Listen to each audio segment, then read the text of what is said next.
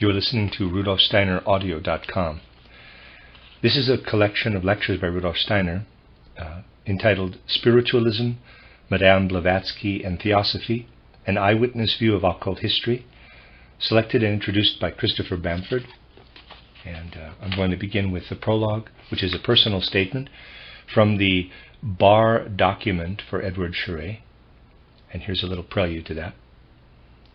As is so often the case with servants of humanity and with saints, Rudolf Steiner's life and mission are almost indistinguishable and mutually illuminating. Every event in his life appears significant for his mission, and no aspect of his mission is without biographical counterpart. In other words, biography is mission. Hence the value of the following autobiographical notes. The notes were written for the French mystical writer, poet, and dramatist Edward Schuré, 1841 to 1926. Schuré was a member of the French Theosophical Society, and since 1899 had been corresponding with Marie von Sievers before she met Rudolf Steiner, who later became Marie Steiner. She translated several of Schuré's works, including titled The Great Initiates, and the plays titled The Mysteries of Aloysius and titled The Children of Lucifer. Steiner first met Schuré at the Paris Theosophical Congress of 1906. Schuré wrote of this meeting, quote, "For the first time, I was certain that an initiate stood before me. For many years I had lived in spirit with initiates of the past, whose history and development I had attempted to describe. Here at last one stood before me on the physical plane." Close quote. Steiner and Schuré became friends and co-workers. Thus it was that Steiner visited Schuré at his home in Bar, Alsace, from September 5th to the 12th, 1907. Schuré was planning to write a major introduction to the French translation of Steiner's title, Christianity as Mystical Fact. To help him with this, Steiner gave a talk every evening. He also wrote down these notes, which were perhaps also notes for the talks that he gave. Schuré and Steiner remained friends until forced apart by the politics of the Great War. They reconciled in 1922. The document is extraordinarily rich, with every sentence deserving amplification and commentary. All the strands that Steiner wove into his Theosophy are represented. Section 1, by Rudolf Steiner. My attention was drawn to Kant at an early age. At 15 and 16 I studied Kant intensively. And before going on to college in Vienna, I had an intense interest in Kant's early 19th century orthodox followers, who have been completely forgotten by official historians of thought. In addition, I immersed myself in Fichte and Schelling. During this period, and this is already due to external spiritual influences, I gained complete understanding of the concept of time. This knowledge was in no way connected with my studies, and was guided totally by my spiritual life. I understood there is a progressing evolution, the astral occult, which interferes with the progressing one. This knowledge is the precondition of spiritual clairvoyance.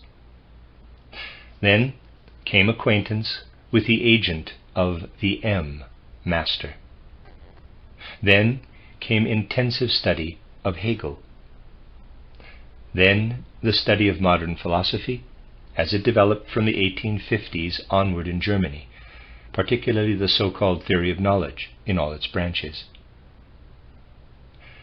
I did not meet the M immediately, but first an emissary who is completely initiated into the secrets of plants and their effects, and into their connection with the cosmos and human nature. Officially, I studied mathematics, chemistry, physics, zoology, botany, mineralogy, and geology. From early 1880 onward, I started to work on Goethe's scientific studies. I wrote introductions to Goethe's botany, zoology, geology, and theory of color. Theosophical ideas can already be found in these introductions, clothed in philosophical idealism. They deal also with Haeckel My 1886 title, Theory of Knowledge, is like a philosophical continuation of these introductions. In all this, the public display of esoteric ideas was out of the question, and the spiritual forces standing behind me gave me only one piece of advice, quote, everything in the guise of idealistic philosophy, close quote. The first contact with theosophical circles in Vienna at the end of the 1880s had no outward consequences. In my last months in Vienna, I wrote a little publication titled Goethe as Founder of a New Science of Aesthetics. Then I was called to the Goethe and Schiller Archive in Weimar, which was founded at the time to edit the scientific writings of Goethe. My next aim was to present the foundation of my world conception in purely philosophical terms. I did this in 2 books, titled Truth and Knowledge, and titled The Philosophy of Freedom, also translated Intuitive Thinking as a Spiritual Path. Then the Nietzsche episode occurred. For a time I was considered to be the most uncompromising Nietzschean. 1890 to 1897 I was in Weimar. In 1897 I went to Berlin to edit the Magazin für Literatur. My next task was to bring a spiritual current to bear in literature. Gently and slowly I guided it into esoteric paths. In the meantime, a connection with the working classes had been established. I became a teacher at the Berlin Workers' Educational Institute. I taught history and the natural sciences. Eventually, in harmony with the spiritual forces that stood behind me, I could say to myself, quote, you have provided the philosophical foundation for a world conception. You have shown your understanding of current directions of thought by treating them only as someone who fully supports them. No one can, therefore, say, subquote, this esotericist speaks of the spiritual world because he is ignorant of the philosophical and scientific developments of our time. Close subquote, close quote. By this time I had reached my 40th year. Before this age, no one may present himself or herself as a teacher of esotericism in the sense of the masters.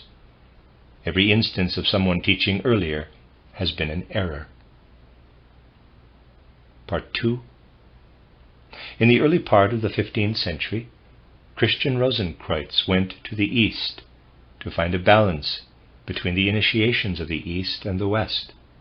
One consequence of this, following his return, was the definitive establishment of the Rosicrucian stream in the West.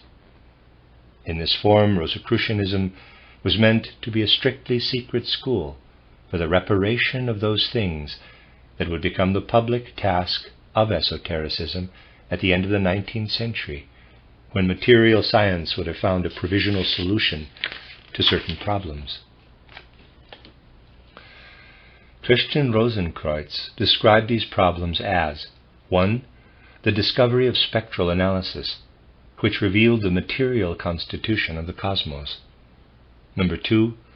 The introduction of material evolution into organic science. 3. The recognition of states of consciousness different from our normal one through the acceptance of hypnotism and suggestion. Only when this material had reached fruition in science were certain Rosicrucian principles from esoteric science to be made public. Part 3. When H.P. Blavatsky and H.S. Alcott founded the Theosophical Society in 1875 in New York, it had a decidedly Western nature, titled Isis Unveiled, in which Madame Blavatsky revealed a large number of esoteric truths, has just such a Western character. But it must be said about this book that it often presents the great truths of which it speaks in a distorted or even caricatured way. It is like a face of harmonious proportions appearing distorted in a convex mirror.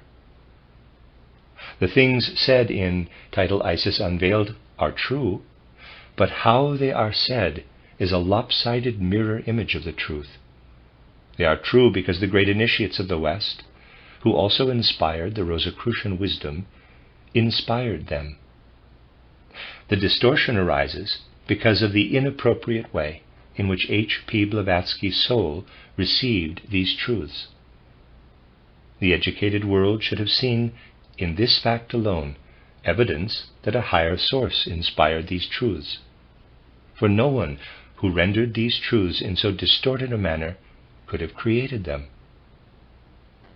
Because the Western initiators saw how little opportunity they had to allow the stream of spiritual wisdom to flow into humankind by this means, they decided to drop the matter in this form for the time being. But the door had been opened. Blavatsky's soul had been prepared so that spiritual wisdom could flow into it. Eastern initiators were then able to take hold of her.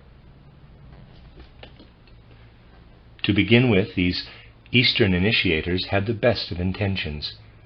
They saw how Anglo-American influences were steering humanity toward the terrible danger of a completely materialistic impregnation of thinking. These Eastern initiators, therefore, wanted to imprint their form of spiritual knowledge, which had been preserved through the ages, on the Western world. The Theosophical Society took on its Eastern character under the influence of this stream. The same influence inspired Sinnott's title Esoteric Buddhism and Blavatsky's title The Secret Doctrine.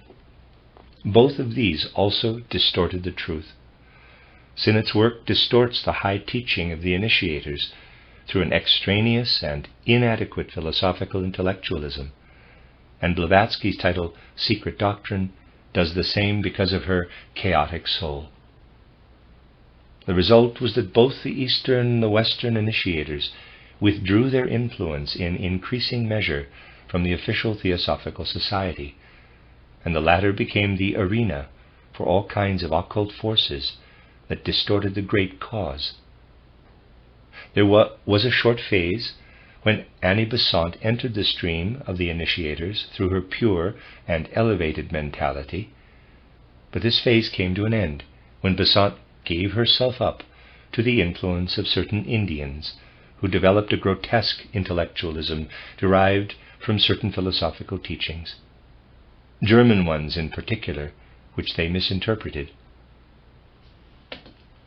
This was the situation when I was faced with the necessity of joining the Theosophical Society. True initiates stood at its cradle, and that is why it is at present an instrument of current spiritual life, even if subsequent events have resulted in certain imperfections. Its continued fruitful development in Western countries is completely dependent on the extent to which it shows itself capable of assimilating the principle of Western initiation among its influences. For the Eastern initiations must of necessity leave untouched the Christ as the central cosmic factor of evolution. Without this Christ principle, the Theosophical movement will have no decisive influence on Western cultures, which trace their beginnings back to Christ's life on earth. Taken on their own, the revelations of Oriental initiation would have to stand aside from the living culture in the West in a sectarian manner. They could only hope for success within evolution if the principle of Christianity were to be eradicated from Western culture. But this would be the same as eradicating the essential meaning of the earth, which lies in the recognition and realization of the intentions of the living Christ. To reveal these intentions in the form of complete wisdom, beauty, and activity is the deepest aim of Rosicrucianism. Regarding the value of Eastern wisdom as the subject of study, one can only say that this study is of the highest value because Western cultures have lost their sense of esotericism, while the Eastern ones have preserved theirs. But equally, it should be understood that the introduction of a correct esotericism in the West could only be of the Rosicrucian Christian type, because this latter gave birth to Western life, and if it were lost, humanity would deny the meaning and destiny of the earth. The harmonious relationship between science and religion can flower only in this esotericism, while every amalgamation of Western knowledge with Eastern esotericism can only produce such unproductive mongrels as Sinnett's title Esoteric Buddhism. The correct way can be represented schematically, and there's a picture, and then the incorrect way, of which title Esoteric Buddhism and title The Secret Doctrine are examples, would be represented as, and then there's another diagram. And that is the end of the prologue, the Bar document by Rudolf Steiner.